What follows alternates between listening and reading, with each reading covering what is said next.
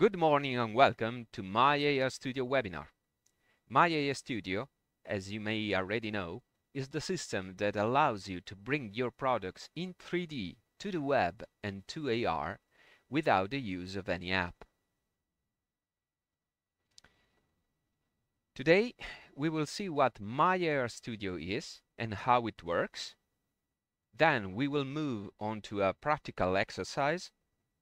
Next, I will give you some notes on how to prepare a model for using real-time graphics, web and AR. And finally, we will see how to export a model from Keyshot. MyAI Studio is a cloud system that allows you to upload and distribute your products on the web and in AR. The important point is that since it's a cloud system, everything works through a web interface, so you don't have to install any software to distribute your products, and your users can see them right away. We will now see a short film showing how quick and easy it is to use MyAI Studio.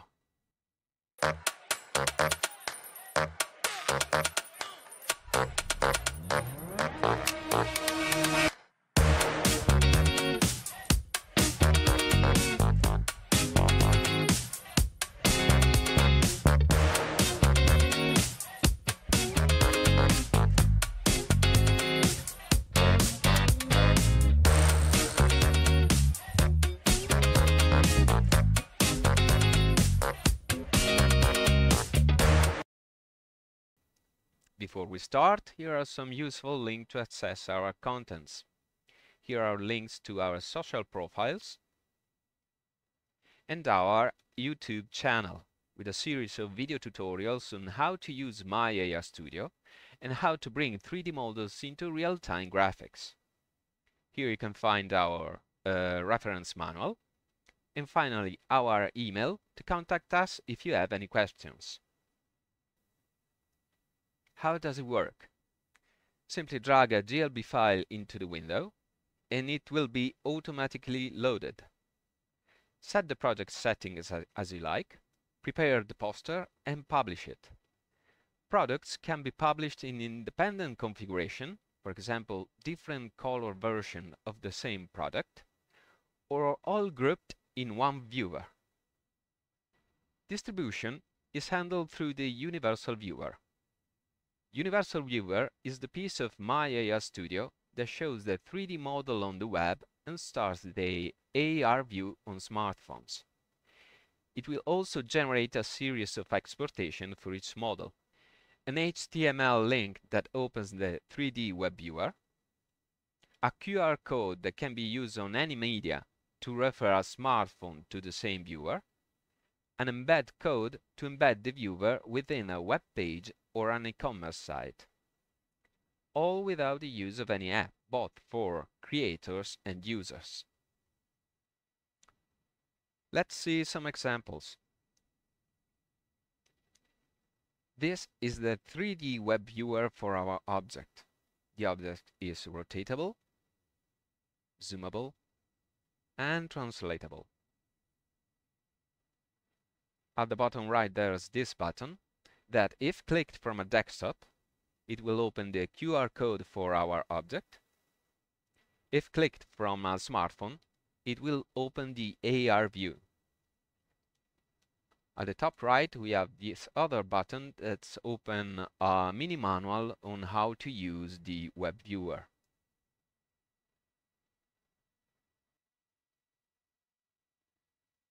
Here you can see the variety of materials that can be uploaded to MyAI Studio, such as this wood or this rusty metal.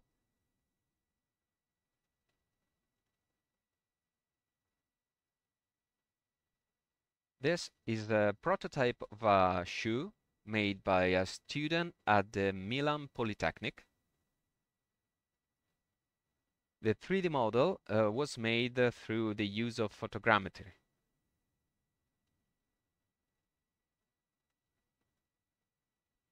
On MyAI Studio, we can also upload large objects such as this industrial machine.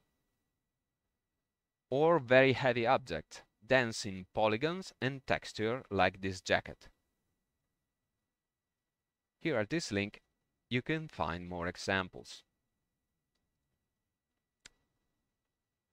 Documentation is accessible at this address.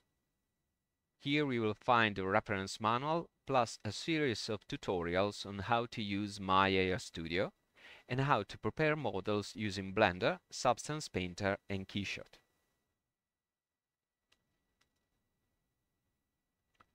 What are the recommended requirements? If you are a content creator, you must use Chrome.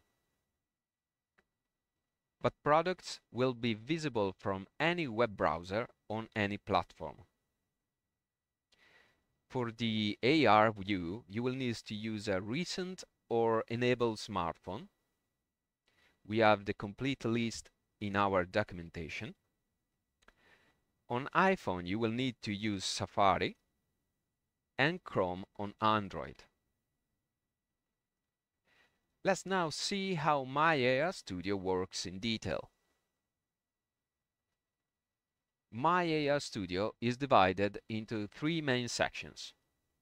The projects page, containing the list of all uploaded projects. The configurations page, that contains all the different configurations that belong to the same project.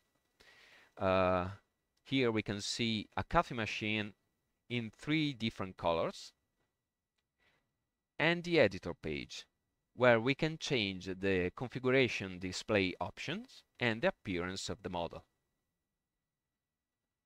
This is the project page. On the left-hand column, we find the icon that takes you back to the projects page, the link to the user profile, where you can set your data, logo, and find the details of the active plan, the logout button, the contextual help that displays the bar at the bottom of the page, where a tutorial related to the section we are in is shown. Next, we have the link to our documentation, the link for bug reports. If Maya Studio is not behaving as it should, please let us know through the form that will open when you click on this button. This allows us to keep Maya Studio up to date. And finally, the link to the support chat.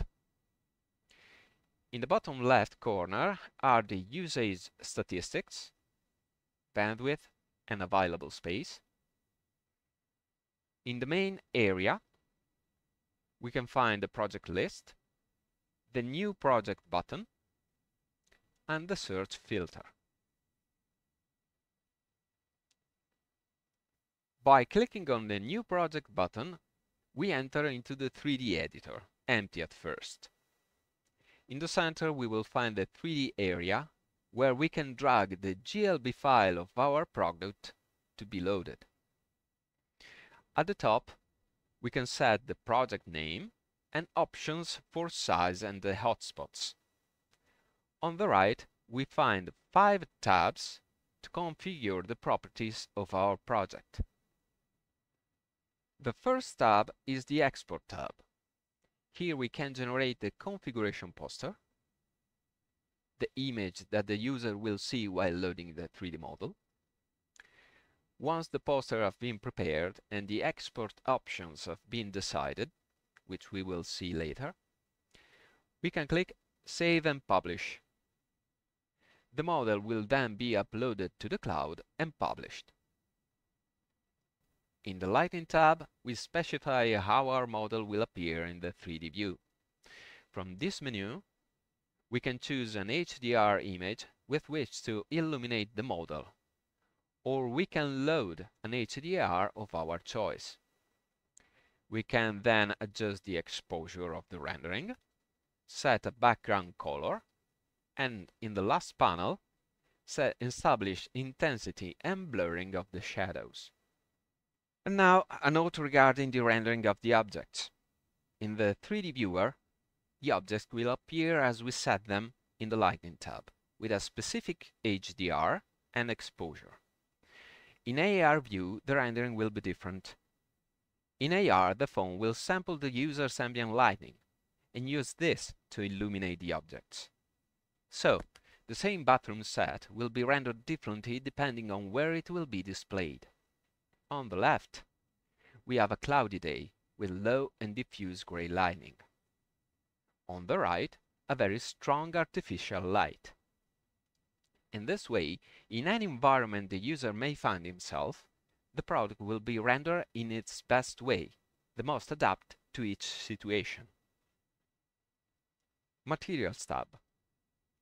In this tab, we can change the appearance of the material assigned to the object. We can, for example, change the color, the roughness and the metalness, or the transparency of materials. However, our actual editing possibilities depend on how the GLB file was exported. For example, if only one material was used for the entire model, we will have fewer possibilities for customization, compared to a model in which different materials were assigned to different parts. The Hotspots tab. Here we can set the hotspots. An hotspot is a clickable point on the surface of a product, here, which shows a label with a title, a small text and a link. It is useful for providing descriptions or referring the user to a specific page. The hotspot will be visible in the web viewer but not in AR. Lastly, we have the Dimensions tab. Here, we can control the actual size of the model or vary it through a scaling factor. It is useful in two cases. For example, if the GLB file was exported with the wrong size, we can correct it. Or if we have a very small object, such as a jewel, and in AR we want to see it larger than it actually is, to see better the details. Once the product has been published, we will be redirected to the Project Configurations page. A configuration is a particular version of a product, which may vary in color, lighting, model, etc. For example, here we have a different configuration of our coffee maker, each with different colors. Next to the thumbnail of each configuration, we have 4 buttons: Edit, Duplicate, Rename, and Delete. In the bottom right panel, there are the exports available for the active configuration, the one displayed in the center of the page, and which has the blue band next to the thumbnail. The exports are for the universal viewer, the link for distribution, and the embed code for inserting the viewer into a web page, the download of a QR code, link and download of the poster image, link and download of the iOS model in USDZ format, link and download of the Android model in GLB format. Between the 2 panels just described, configuration list and export list, we have a third panel, preview and options panel. It contains the 3D viewer options for enabling the AR view, enabling the automatic loading of the 3D model in the viewer. If disabled, the image of the poster is displayed with a button to load the model. The checkbox for enabling the hotspots and the display of the model dimensions. And finally, the menu for choosing the type of placement of the model in the AR view. To the right of the Configuration tab, we have the Product Selector tab. The Product Selector is a 3D viewer in which it's possible to enable multiple configurations at the same time. Here we have the list of configuration of our project with the checkboxes to include them in the project selector. The user can choose which configuration to view by selecting it from this menu. Here we have the preview and options of the project selector and the export panel. The project selector has fewer exports than the individual configuration. Just the link and embed code for the universal viewer and the download of the QR code. A note about deleting a configuration or project. Every time we want to delete something, MyAI Studio asks us if we are sure. Why? Because together with the configuration or the project, also the related exports will be eliminated. So, if a user clicks on a link of a deleted configuration, they will see a project not found page. Deleted exports are not recoverable. If you load a new configuration or a new project, new exports will be generated that are different from the previous ones. Instead, I remind you that the configurations are continuously modifiable. For example, if you have a new version of the coffee maker, it will be enough to load it in place of the old one, thus maintaining the export already published. Let's now see a practical exercise on using MyAI Studio. Here we are at the MyAI Studio login screen. We enter the login we register with. We enter the password and click login. We are referred to the projects page, where we find the list of all projects in our account. Here's the search field, in which we can specify the name of a project we are interested in to filter the list.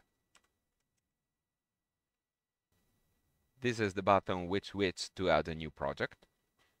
Here on the left we find the project list, the user settings, the logout button, the contextual help. By clicking it, it will open this bar with a video tutorial about the page we are on, the link to our documentation, the link to fill a bug report, and the support chat with our staff. Let's add a new project. We are sent to the 3D editor.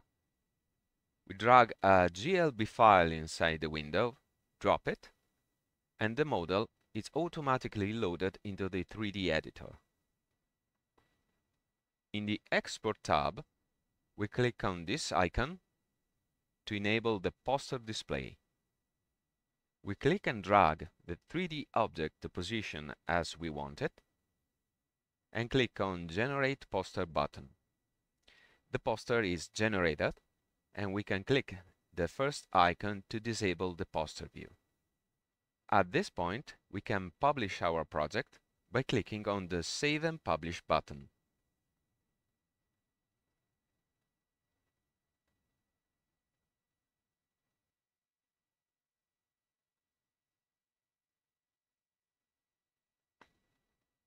We are referred to the Configurations page, where we can find all the configurations for our project.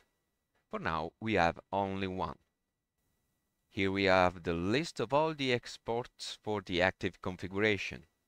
Here we have the link and embed code for the universal viewer, the download button for the QR code, the link and download for the poster image, link and download for the iOS 3D model in USDZ format, link and download of the Android model in GLB format.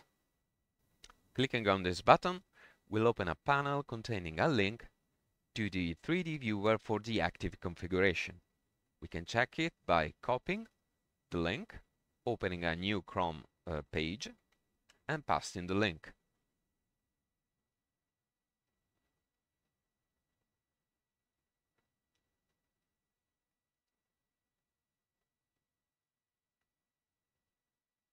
Let's edit our configuration by clicking on the Edit button next to the thumbnail.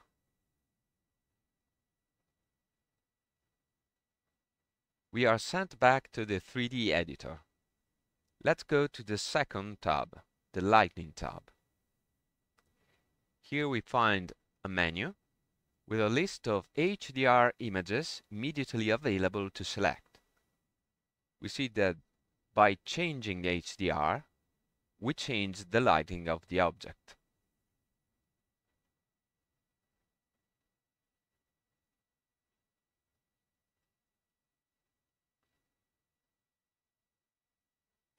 Immediately below, we find a slider with which to change the exposure of the HDR.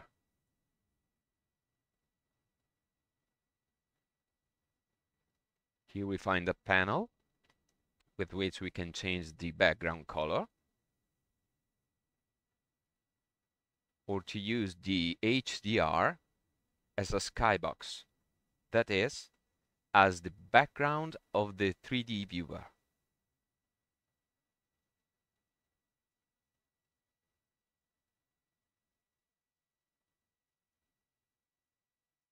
In the last panel, we can change the shadow intensity and the shadow blur.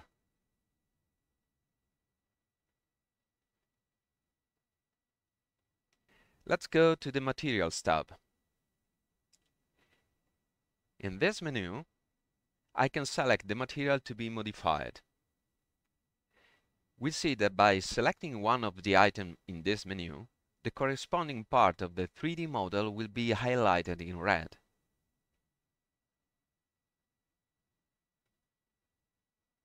This helps us to identify which part of the model we are modifying. I can also click on any part of the 3D model to select its material. The first parameter that we can change is the base color.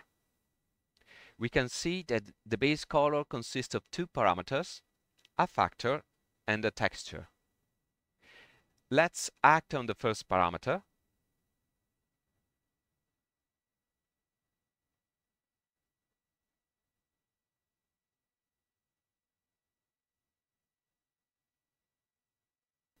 I set a light blue color, but the rendering is green. Why? Because now both factors are acting at the same time. If I want the coffee maker to be blue, I have to click on the texture button and select the empty texture.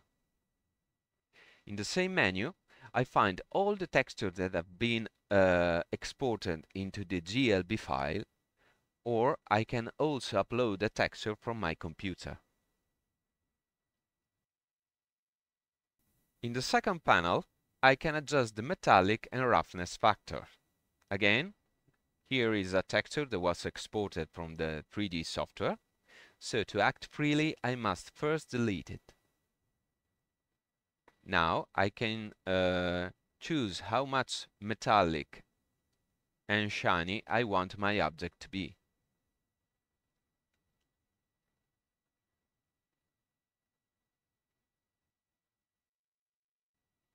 The third panel is for the normal map.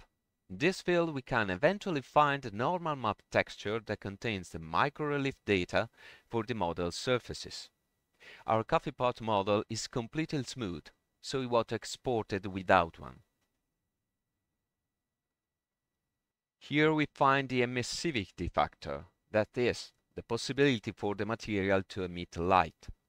Of course, this is just an effect, so our material will not emit light, whether it will appear much brighter.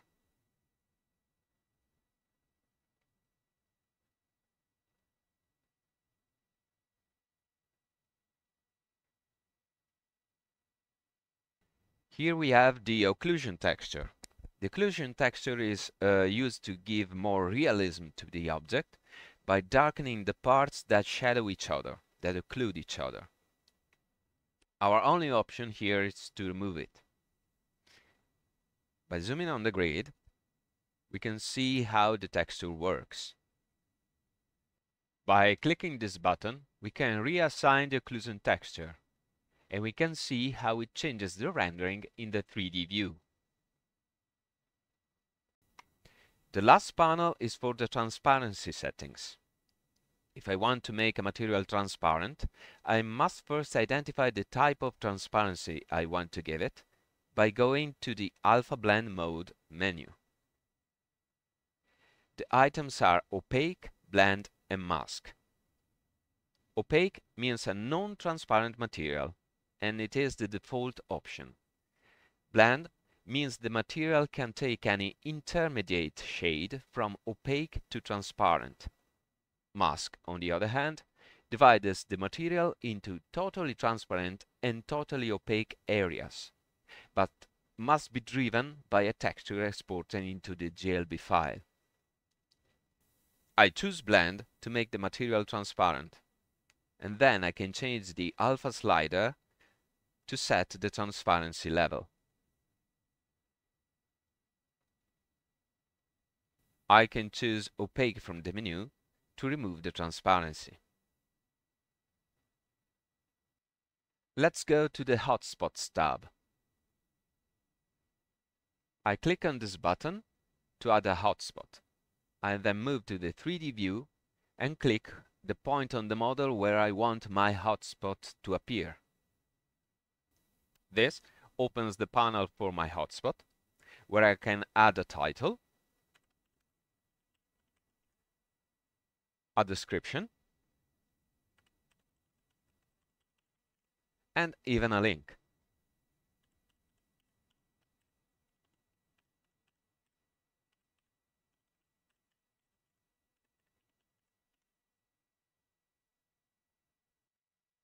By clicking on the Hotspots button, the label will open. I can see my title, my description, and my link. I see that the link reads Learn More. If I want to change the label, I have to fill this field.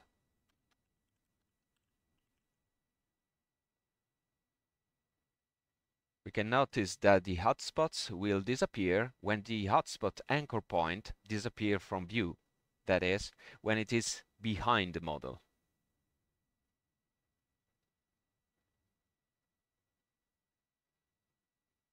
I can change the hotspot anchor point by clicking this button and place it somewhere else on the model.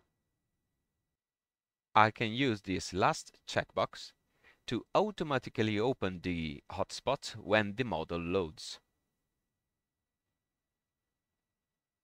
The last tab is the Dimensions tab, where I can check the size of my model or change it as I want.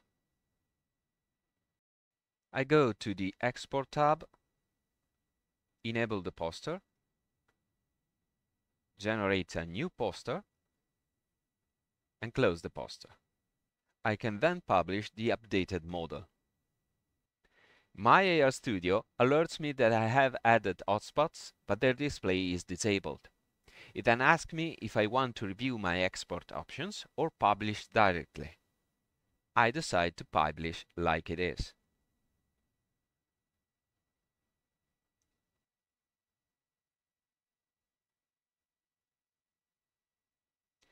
Since I have changed the color of the coffee pot, I click on the Rename button and change the name to blue. Now, let's look at the export options for my configuration by clicking on the Preview and Options panel. The view on the left changes, showing a preview of what the user will see. The panel on the right expands, showing me all the options available. The first one is used to enable or disable AR view on smartphones. The second one will auto-start the 3D viewer. If disabled, the user will see the poster image and a button to enable the 3D view. The third one will auto-start the AR view if viewed from a smartphone. The fourth and fifth options concern hotspots. The fifth will start the 3D view with the hotspots visible. The fourth one will add a button for the user to choose if to display or hide the hotspots. The sixth and seventh option work similarly, but for the dimension of the object. Here I can enable the dimension display and add a button for the user to hide or show the dimensions. The last options is used to indicate the type of object placement in the AR view. By default is set to floor, so the object will be placed on any horizontal surface, be it a table, the floor, or a shelf. Alternatively, you can select wall, by which you will be able to dock the object on a wall. I select floor, enable the hotspots, and click Save to confirm my options. At this point, I want to duplicate my configuration. I go to the Duplicate Configuration button, give it a meaningful name, and click Duplicate.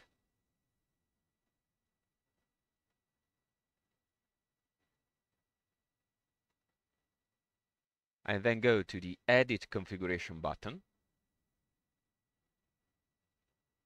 click on the Materials tab, select the body of the coffee machine, change the color to red,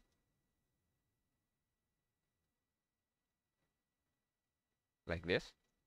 Then go back to the Export tab, click on the poster icon, generate a new poster, and publish. I repeat the operation a couple more times.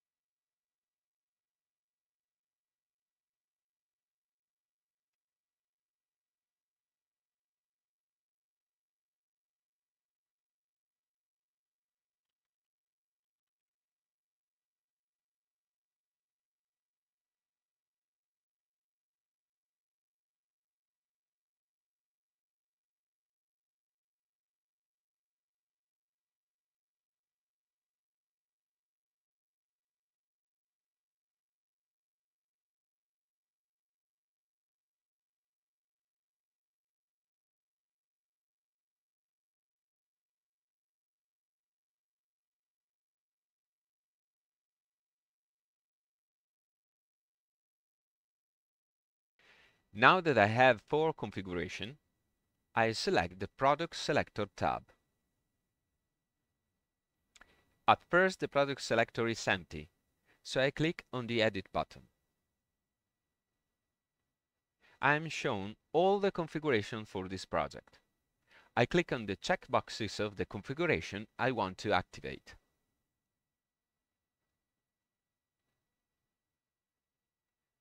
By clicking on these buttons, I can change the configuration's order. Or I can simply drag the thumbnails.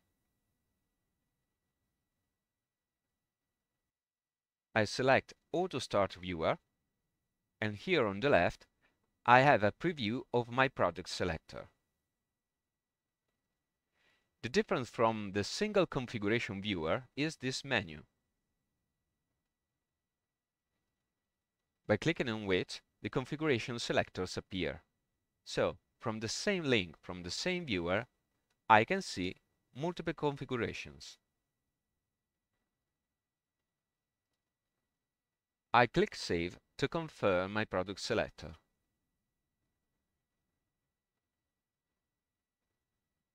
Here at the bottom right, I have the list of exports for my product selector, the link to the viewer, the embed code, and the QR code. We go back to the configurations page. I decide to delete the gold configuration. I get the warning window where My AI Studio asks me if I am sure I want to delete this configuration, because all the related exports will be deleted. I confirm by clicking Delete.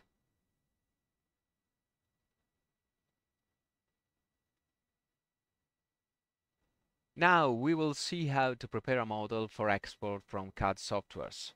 In this case, we will use Keyshot, but these are concepts applicable to any 3D software.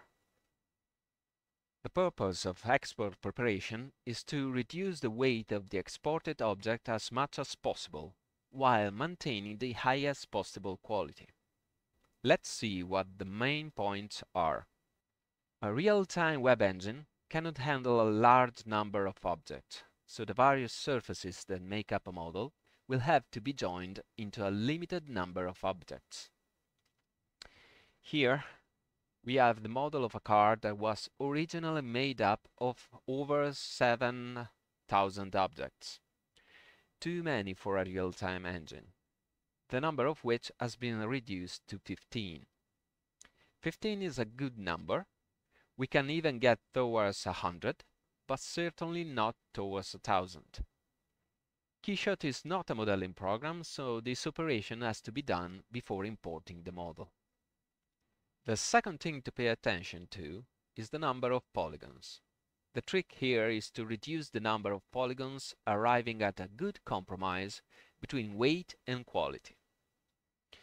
Here we can see how the car has been reduced from almost 40 million polygons to just 150,000. 150,000 polygons are, however, a high number in terms of download weight. The more polygons that make up our object, the longer the download times will be, especially in case of a mobile user who is in an area with poor reception. In Keyshot, we can use different tools depending on whether the object is composed of NURBS surfaces, in this case using tools Read Tessellate, or if it is composed of mesh surfaces, using mesh simplification followed by edit normals. Mesh simplification can leave some artifacts, so edit normals should also be used to smooth the surface. The third thing to pay attention to is the orientation of the normals. Each surface has an external side and an internal side. The external side is identified by the direction of the normal. If adjacent surfaces have normals pointing in different directions, shading errors might occur, as in the car model above. In Keyshot, we can use two tools in sequence to correct the problem. Flip normals to reverse the direction of the normals, and edit normals to smooth the surface. The final result can be seen here below. Another thing we need to do is to separate the surfaces of a model into distinct objects so that we can assign different materials to each piece of the model. In this case, we will use split object surfaces. Speaking of materials, we must consider the compatibility between CAD rendering engines and real-time web engines. Let's say that most materials are compatible. We are talking about materials such as plastic, metals, rocks, wood, fabrics, etc. Some types of materials will be incompatible, as in the examples below. Volumetric materials, or materials with scattering effects, such as smoke or translucence, and organic materials. Iridescent materials, and materials that modify the surface of the geometry with displacement maps or by adding hairs. A separate discussion must be made for transparent materials. Glass, for example, will be exported, but it will not look the same. This is because an offline rendering engine uses ray tracing to display transparent surfaces. So there will be realistic refraction and reflection effects. In real-time engines, we cannot use ray tracing because it's too computationally heavy.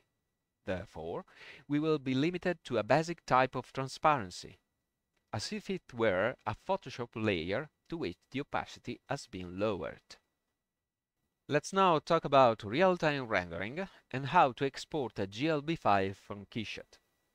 These are also general concepts that can be applied to any 3D software.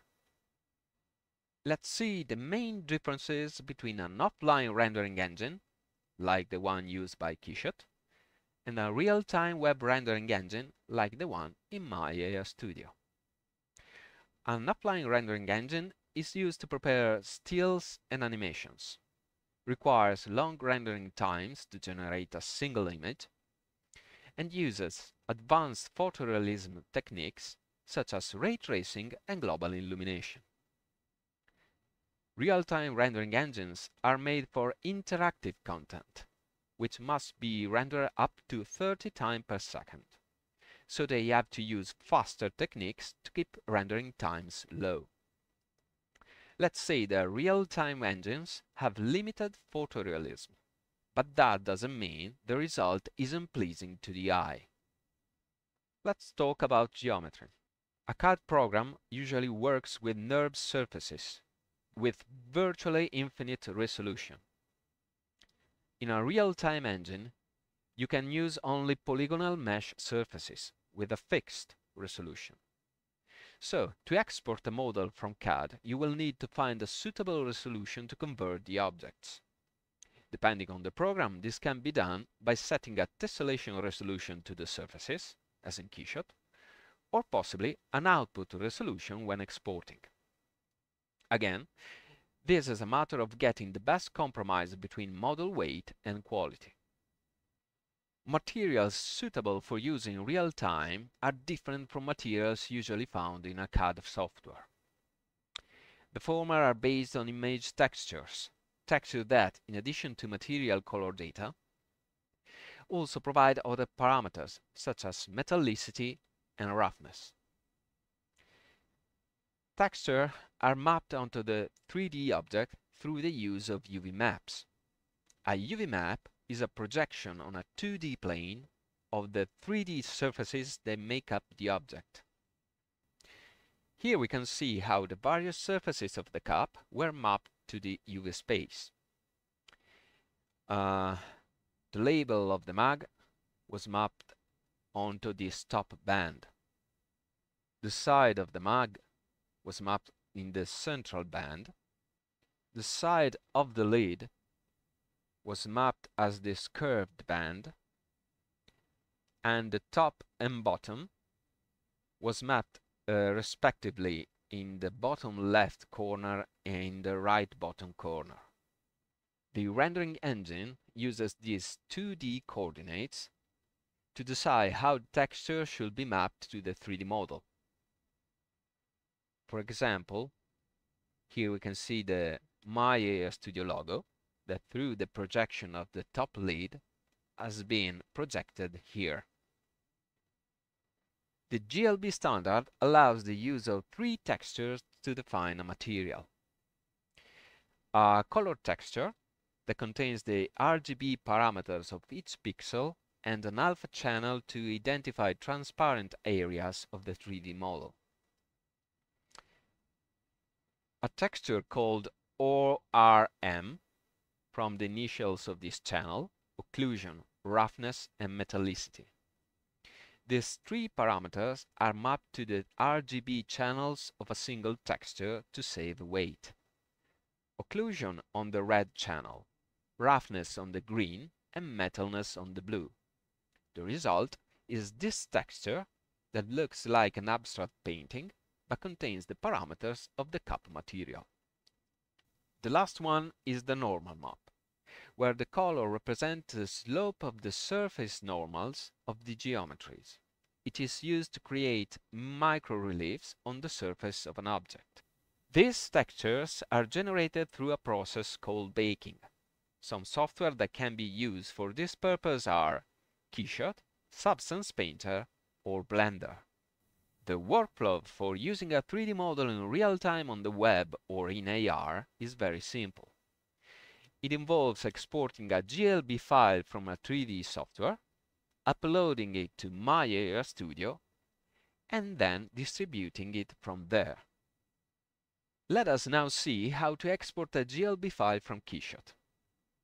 Once our object is set up in Keyshot, just go to the File menu, Export, Export to GLB GLTF. GLB and GLTF are two versions of the same format. The GLTF format consists of a text file that contains the 3D mesh data and a series of separate image files for the textures.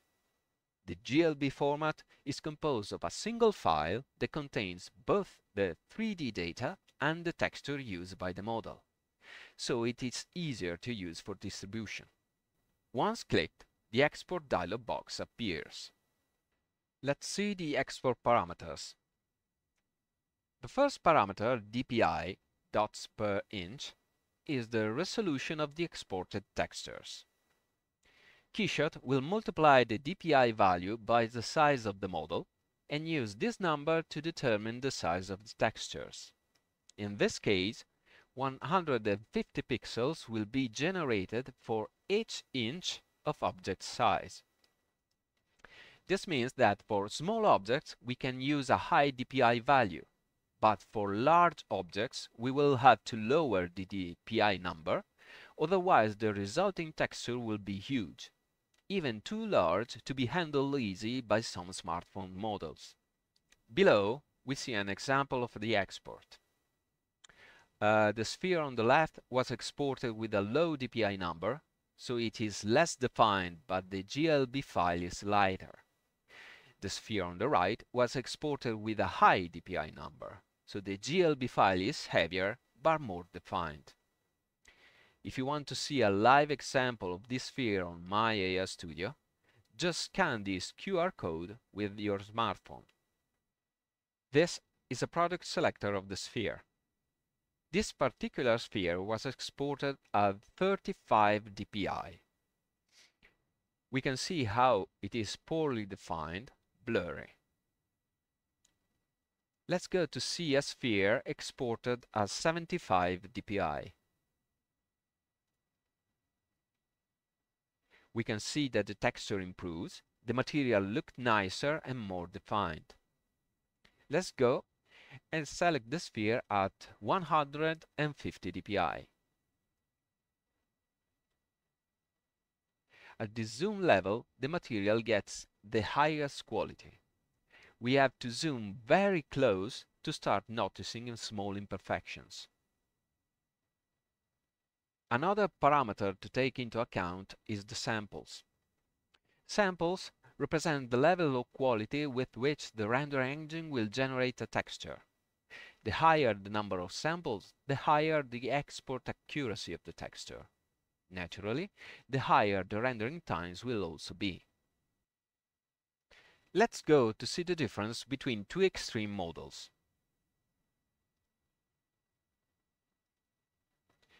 Here we see a texture that was exported with only one sample per pixel. In this case, there are obvious inaccuracies because there are too few samples to make a uniform sampling of the sphere.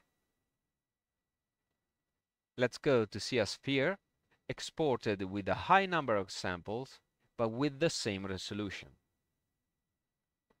The result is much better. So, when exporting a material, you have to pay attention to the resolution so as to achieve the best possible quality, but without exceeding in the weight of the GLB file.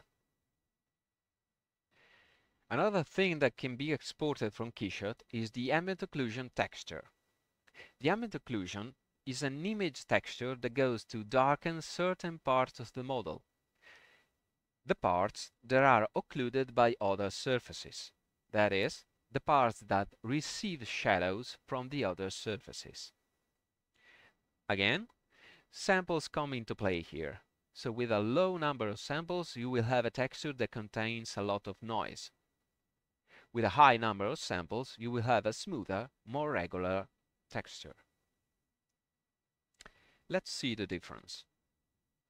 First, the model without ambient occlusion. Let's go to select the model with an ambient occlusion texture with a low number of samples. Realism increases, however, we see that the texture contains a lot of noise. We now go to load a model with an ambient occlusion texture with a high number of samples. We now see that the sphere is much more realistic. Also because it is not only the surfaces at the bottom of the sphere that have been occluded, but also the edges, so that the reliefs of the model are more visible. Here we can see the difference with the sphere without ambient occlusion. Also the corners appear more fake. The last parameters for exporting from KeyShot are: keep original UVs. To be enabled if your model already has a set of UV maps and you want to keep them.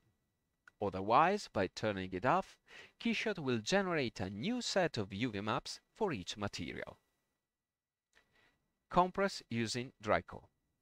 Keep it turned off. Draco is a compression technique for GLB files, so for the same file quality, the file will weight less. The problem is that this type of compression is not compatible with the Apple platform. My AR Studio, when you upload a GLB file, removes the Draco compression and expands the model to maintain compatibility with the iOS platform. So, if the compressed model already weighs a lot, the compressed model may weigh too much to be uploaded to My AR Studio. The last option is for those materials that use geometry nodes. Generally, you should keep Preferred Texture enabled. And now a final look at the weight of a GLB file. A heavy GLB file will mean longer download times for the end user.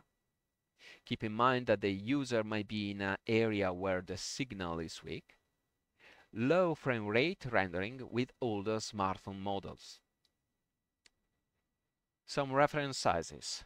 A file between 3 and 5 megabytes is an ideal file size. It can be downloaded almost everywhere. A file of about 10 megabytes is still a good enough file. But precisely because not all models are exportable at this ideal weight, My AR Studio can upload models up to 80 megabytes. That means model composed of hundreds of thousands of polygons and with many high-resolution textures. Well, with that we have come to the end of our webinar. It only remains for me to thank you and invite you to use the free trial of My AR Studio, which can be activated at this address, myarstudio.cloud, or by scanning this QR code. Do not hesitate to contact us through our socials or at our email address for any curiosity or questions. See you there! Thanks for watching this video tutorial. I remind you to subscribe to our channel not to lose any news. And I invite you to watch our videos for more information about My AR Studio.